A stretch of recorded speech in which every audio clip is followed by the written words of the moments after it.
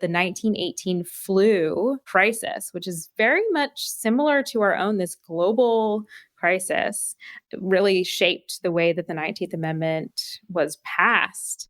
It first came to the United States in a major wave in the fall of 1918. It's September 30th, 1918, when Woodrow Wilson addresses the Senate, asking them to endorse suffrage. And it's the week later that the Speaker of the House falls ill. In response, the nation's capital shuts down. You can imagine it having experienced something similar today. And obviously, this wouldn't mean quick progress for any legislation, but women were mobilized in response to the flu crisis, which had a disproportionate impact on young men. To put it in perspective, look at World War I. That ended just as the flu was at its worst in November of 1918. The war killed around 17 million. That's only a third of the flu deaths. More American soldiers died from the flu than in battle.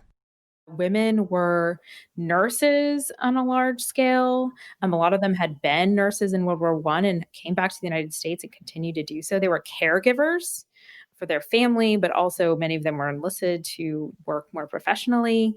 Another component is that during World War I, the American Red Cross did not deploy women of color to be nurses overseas.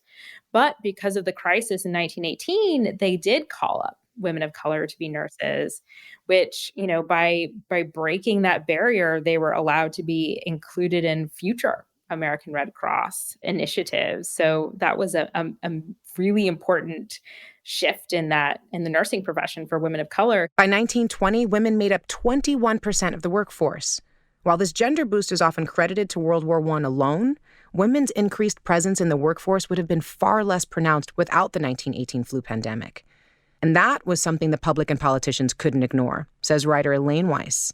It makes the old arguments about women's frailty and women's lack of citizenship and patriotism moot. And that's why it really propels things forward.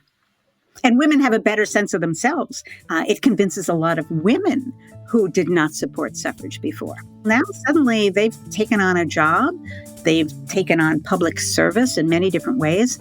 And they realize that they do want a say in how their nation is governed.